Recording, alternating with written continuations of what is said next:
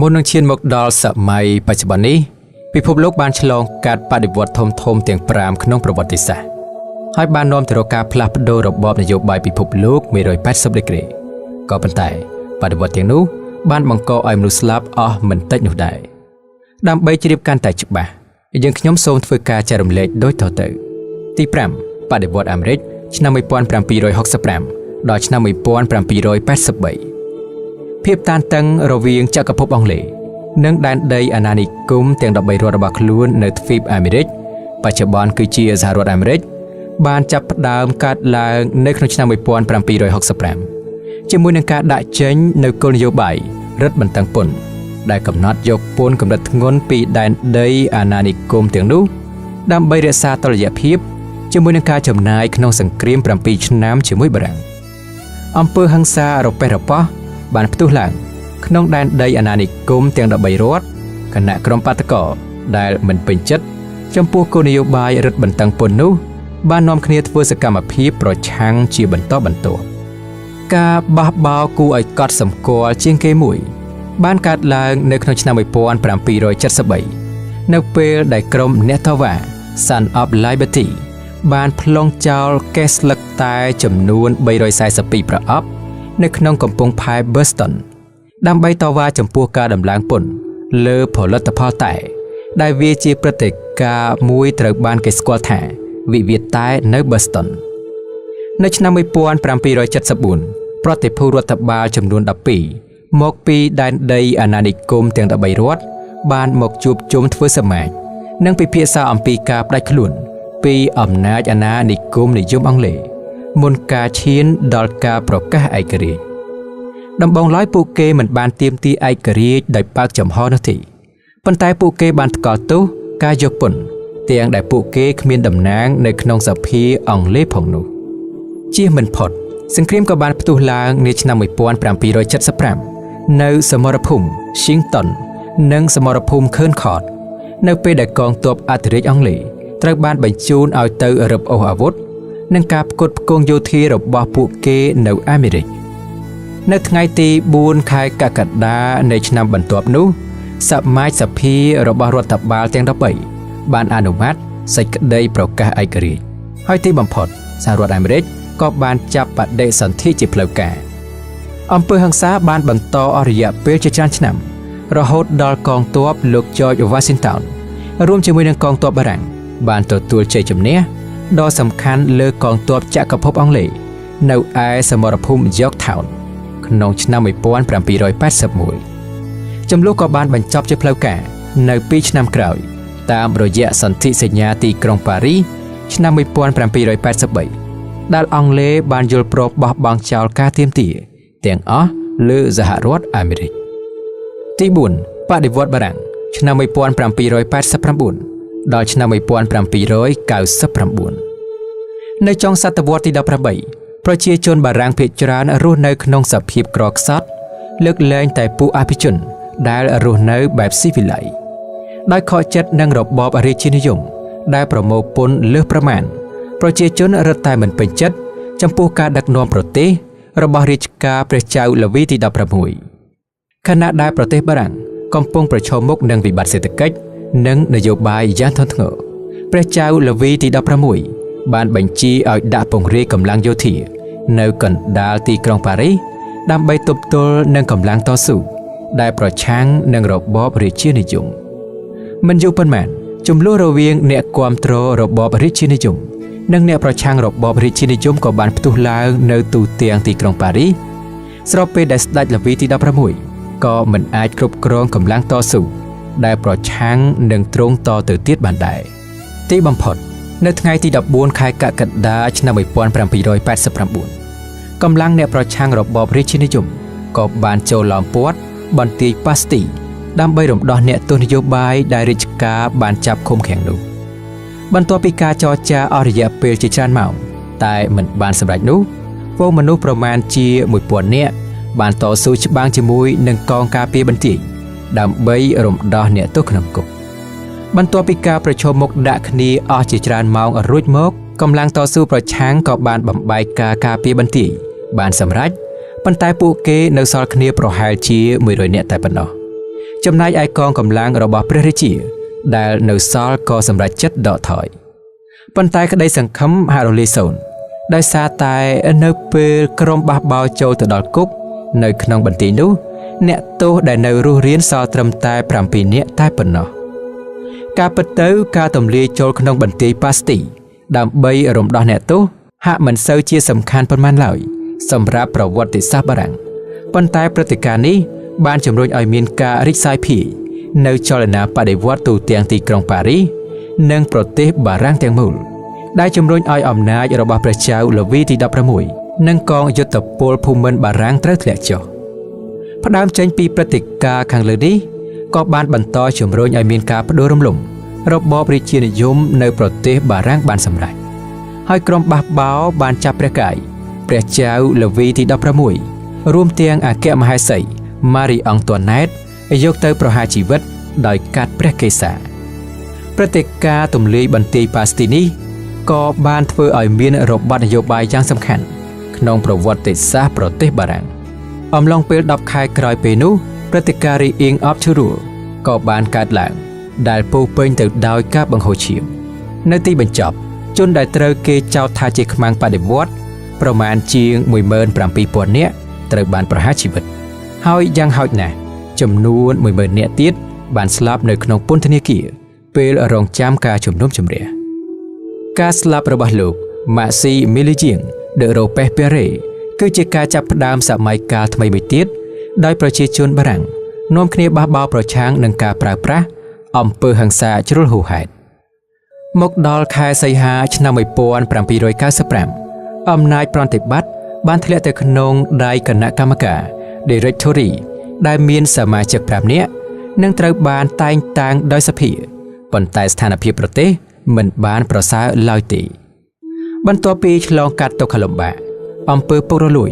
និងភាពមិនស្កប់ស្កល់រយៈពេល4ឆ្នាំទៀតជម្លោះក៏បានឈានដល់ទីបញ្ចប់នៅក្នុងឆ្នាំ 1799 ពេលដែលមេទ័ពណាប៉ូឡេអុងបូណាប៉ាតបានដណ្ដើមអំណាចឡើងគ្រប់គ្រងប្រទេសបារាំងតាមរយៈរដ្ឋប្រហារបដិវត្តន៍បារាំងមានការគួរឲ្យកត់សម្គាល់ខ្លាំងត្រង់វាលុបបំបាត់របបរាជានិយមបារាំងដែលបានដឹកនាំប្រទេសនេះជាច្រើនសតវត្សរ៍ហើយវាបានបង្ហាញអំពីអំណាចរបស់ប្រជាជននិងសមត្ថភាពរបស់ពួកគេក្នុងការធ្វើឲ្យមានការផ្លាស់ប្ដូរយ៉ាងពិតប្រាកដទី3បដិវត្តន៍ហៃទីឆ្នាំ 1791 ដល់ឆ្នាំ 1804 អតីតតំបន់សាំងដូមីនីកដែលជាប្រទេសហៃទីនាសម័យបច្ចុប្បន្ននេះពីមុនមកធ្លាប់ជាដែនដីអាណានិគមនិយមរបស់ប្រទេសបារាំង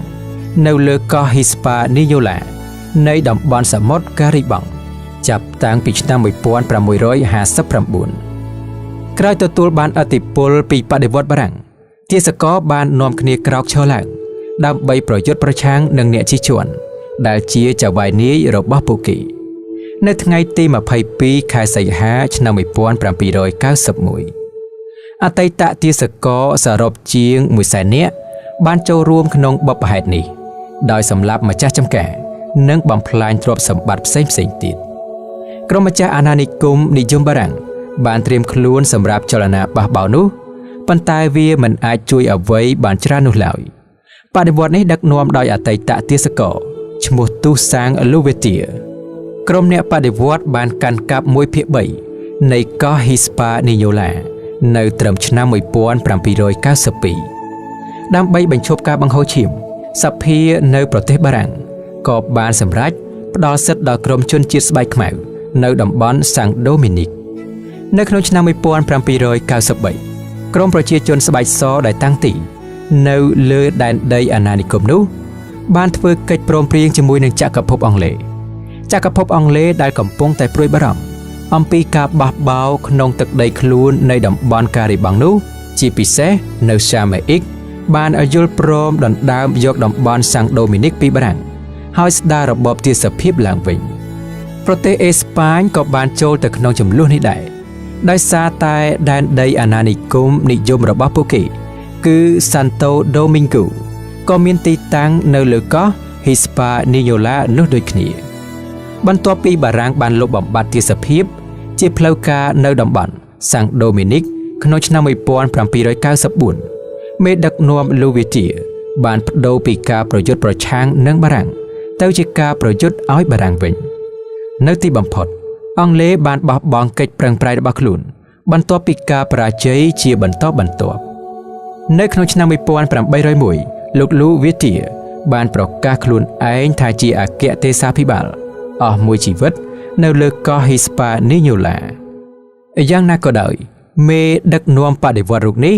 ត្រូវបានចាប់ខ្លួនដោយកងទ័ពរបស់ណាប៉ូឡេអុងដែលត្រូវបញ្ជូនឲ្យទៅដណ្ដើមយកតំបន់សាំងដូមីនីកមកវិញលូវីទាបានស្លាប់នៅក្នុងគុកបារាំងប៉ុន្តែមេទ័ពម្នាក់របស់លោកគឺលោកសង់សាក់ដេសាលីនបានដឹកនាំកងកម្លាំងរបស់លោកឲ្យទទួលជ័យជំនះនៅសមរភូមិវ៉ាធីរ៉េក្នុងឆ្នាំ1803នៅថ្ងៃចូលឆ្នាំថ្មីឆ្នាំ1804ហៃទីបានក្លាយជាសាធារណរដ្ឋជនជាតិស្បែកខ្មៅដំបូងគេនៅពេលដែលលោកដេសាលីនបានបដូរឈ្មោះដែនដីអាណានិគមនិយមសាំងដូមីនីកនិងប្រកាសឯករាជ្យរបស់ខ្លួនក្រុមអ្នកប្រវត្តិសាស្ត្រចាត់ទុកបដិវត្តន៍ហៃទីជាការបះបោរទទួលជោគជ័យធំជាងគេរបស់ក្រុមទាសករនៅលោកខាងលិចដោយវាបានជះឥទ្ធិពលនៅទូទាំងទ្វីបអាមេរិកទី2បដិវត្តន៍ចិនឆ្នាំ1911ដោយសារធ្វើសង្គ្រាមបរាជ័យជាបន្តបន្ទាប់រាជវង្សឆេងបានបាត់បង់ឥទ្ធិពលយ៉ាងឆាប់រហ័សនៅតំបន់អាស៊ីមិនយូរប៉ុន្មានប្រជានុរាស្ត្រដែលធ្លាប់នៅក្រោមការត្រួតត្រារបស់រាជការឆេងមានគំនិតបះបោរជាលទ្ធផលនៅអំឡុងដើមសតវត្សទី20សម្ព័ន្ធបដិវត្តន៍ត្រូវបានបង្កើតឡើងក្នុងគោលបំណងលុបបំបាត់របបអធិរាជនៅប្រទេសចិនស៊ុនយ៉ាតសេនត្រូវបានគេចាត់ទុកជាបិតាបដិវត្តន៍នេះការបះបោរមួយចំនួនត្រូវបានចាប់ផ្ដើមឡើងប៉ុន្តែសុទ្ធតែត្រូវបានបង្ក្រាបរៀបទៅវិញដោយកងទ័ពរាជការបន្ទាប់មកនៅរដូវស្លឹកឈើជ្រុះឆ្នាំ1911ការបះបោរមួយនៅក្នុងស្រុកអ៊ូឆាងក៏បានប្រែក្រឡាស់ស្ថានភាពក្នុងគោលបំណងបញ្ឈប់ការបង្ហូរឈាមរាជវង្សឆេងបានចាប់ផ្ដើមពិភាក្សាអំពីលទ្ធផលនៃរបបរាជានិយមអាស្រ័យរដ្ឋធម្មនុញ្ញរហូតឈានដល់ការតែងតាំងយួនស៊ីខាយជានាយករដ្ឋមន្ត្រីទោះបីជាមានការសន្យាអំពីការធ្វើកំណែទម្រង់ក៏ដោយប្រជាជនតាមខេត្តជាច្រើនបាននាំគ្នាប្រកាសភក្តីភាពចំពោះសម្ព័ន្ធបដិវត្តន៍ដែលដឹកនាំដោយលោកស៊ុនយ៉ាតសេនតំណាងសម្ព័ន្ធតាមបណ្ដាខេត្តទាំងអស់នោះបានប្រមូលផ្ដុំគ្នាសម្រាប់សមាជជាតិលើកដំបូងជាពេលដែលពួកគេបានបោះឆ្នោតជ្រើសរើសលោកស៊ុនយ៉ាតសេនជាប្រធានាធិបតីបណ្ដោះអាសន្ននៃសាធារណរដ្ឋចិននៅឆ្នាំ1912ព្រះចៅអធិរាជចិនផឺជីក៏បានដាក់រាជដែលជាការនាំមកនៅទីបញ្ចប់នៃរបបចក្រពត្តិនៅប្រទេសចិននិងការគ្រប់គ្រងរយៈពេលជាច្រើនសតវត្សរ៍នៃរាជវង្សឆេងបន្ទាប់ពីលោកយួនស៊ីខាន់បានយល់ព្រមចំពោះការបង្កើតសាធារណរដ្ឋនេះដរាបណាលោកត្រូវគេតែងតាំងជាប្រធានាធិបតីផ្លូវការទី1បដិវត្តន៍ឆ្នាំ1911គឺជាពេលដ៏សំខាន់មួយនៅក្នុងប្រវត្តិសាស្ត្រចិនដោយសារតែវាបានត្រួសត្រាយផ្លូវសម្រាប់បដិវត្តន៍កុម្មុយនីសចិននៅក្នុងឆ្នាំ1949ដែលជាការបះបោរដែលបានបង្កើតសាធារណរដ្ឋប្រជាមានិតចិនក្រោមការគ្រប់គ្រងរបស់លោកម៉ៅសេតុងទី1បដិវត្តន៍រុស្ស៊ីឆ្នាំ1917មកដល់ដើមសតវត្សទី20ប្រទេសរុស្ស៊ីគឺជាប្រទេសដែលមិនសូវមានការអភិវឌ្ឍហើយក្រីក្របំផុតនៅតំបន់អឺរ៉ុបដោយជួបការលំបាកវេទនាក្រុមកម្មករបានតវ៉ាប្រឆាំងនឹងរបបរាជានិយមក្នុងឆ្នាំ1905ដែលនាំឲ្យមានការសម្លាប់រង្គាលក្នុងសម័យអាទិត្យលោហិតនិងការបះបោរដែលបរាជ័យមួយទោះជាយ៉ាងណាក៏ដោយភាពក្លៀវក្លានៃបដិវត្តន៍មិនអាចបំភ្លេចងាយៗនោះទេសង្គ្រាមលោកលើកទី1បានធ្វើឲ្យសេដ្ឋកិច្ចរុស្ស៊ីកាន់តែចុះខ្សោយហើយបណ្ដាលឲ្យមានមនុស្សបាត់បង់ជីវិតច្រើនព្រះចៅនីកូឡាសទី2បានចាកចេញពីប្រទេសដើម្បីដឹកនាំយោធានិងជំរុញកម្លាំងកងទ័ពរបស់ទ្រង់ប៉ុន្តែទ្រង់មិនត្រូវបានមើលឃើញថាជាមេដឹកនាំអសមត្ថភាពនោះឡើយលើសពីនេះទៅទៀតទ្រង់បានទុកប្រទេសឲ្យស្ថិតក្រោមការមើលថែរបស់មហេសីដែលមានពូជអម្បូរអាល្លឺម៉ង់ថែមទៀតគណៈរឿងនេះ ពុំសូវមានការពេញចិត្តក្នុងចំណោមប្រជាជនឡើយដែលពួកគេស្ថិតនៅក្រោមអធិបុលរបស់បុគ្គលឈ្មោះគ្រីហ្គូរីដែលជាហោរាអាថ៌កំបាំងនិងជាអ្នកប្រកាសទំនាយជនជាតិរុស្ស៊ីអំឡុងបដិវត្តខែកុម្ភៈឆ្នាំ1917ក្រុមបាតកោជាថ្មីម្ដងទៀតបាននាំគ្នាធ្វើសកម្មភាពតវ៉ានៅតាមផ្លូវនៃតំបន់ពេត្រូក្រាតដែលបច្ចុប្បន្នជាទីក្រុងសាំងពែតេស្បឺកដោយផ្ទុយពីបដិវត្តឆ្នាំ1905លើកនេះពួកគេត្រូវបានចូលរួមដោយទាហានមួយចំនួនធំដែលបានបាត់បង់ជំនឿចិត្តលើអ្នកគ្រប់គ្រងប្រទេសរបស់ពួកគេប៉ុន្មានថ្ងៃបន្ទាប់ពីរដ្ឋាភិបាលបណ្ដោះអាសន្នថ្មីត្រូវបានបង្កើតឡើងព្រះចៅនីកូឡាសទី2បានដាក់រាជដែលនាំឲ្យរាជវង្សរ៉ូម៉ាណូវនិងប្រព័ន្ធចក្រពត្តិនិយមនៅប្រទេសរុស្ស៊ីឈានដល់ទីបញ្ចប់ប៉ុន្តែនេះមិនទាន់ជាទីបញ្ចប់នៃប្រវត្តិសាស្ត្របដិវត្តរបស់រុស្ស៊ីឡើយបង្កើតឡើងដោយសមាជិកមកពីអ្នកវណ្ណៈកេហបតីរដ្ឋាភិបាលថ្មីនោះបាននៅបន្តគាំទ្រកិច្ចប្រឹងប្រែងសង្គ្រាមនៅក្នុងសង្គ្រាមលោកលើកទី1ដែលមិនទាន់ចប់ខណៈប្រការនេះបានធ្វើឲ្យសេដ្ឋកិច្ចរបស់ប្រទេសរុស្ស៊ីកាន់តែយ៉ាប់យ៉ឺនដោយឡែកអំឡុងបដិវត្តខែតុលាឆ្នាំ1917ក្រុមអ្នកបដិវត្តដែលដឹកនាំដោយគណបកឆ្វេងនិយម Bolshevik និងមេដឹកនាំ Vladimir Lenin បានសម្រុកចូលលុកលុយរាជវាំងមូស្គូ Winter Palace ដោយដណ្ដើមអំណាចពីរដ្ឋាភិបាលបណ្ដោះអាសន្នក្នុងរដ្ឋប្រហារមិនបង្ហូរឈាម Lenin បានគាំទ្រឲ្យមានរដ្ឋាភិបាលសូវៀតថ្មីមួយដែលមិនគ្រប់គ្រងដោយពួកមូលធននិយមនោះទេប៉ុន្តែដោយសមូហភាពនៃក្រុមកសិករកម្មករនិងទាហានទោះបីជាមានការខិតខំប្រឹងប្រែងរបស់លោក Lenin ក៏ដោយបដិវត្តនេះមិនទាន់ត្រូវបានស្វាគមន៍ទូលំទូលាយនៅខាងក្រៅពេត្រូក្រាតដោយក្រុមអ្នកនៅស្មោះត្រង់ចំពោះរបបរាជានិយមនៅឡើយនោះទេអស់រយៈពេល5ឆ្នាំសង្គ្រាមស៊ីវិលបានគ្របដណ្ដប់ប្រទេសរុស្ស៊ីហើយទីបំផុតបាននាំឲ្យ Lenin ទទួលជ័យជំនះព្រមទាំងការបង្កើតសហភាពសូវៀតឡើងវិញ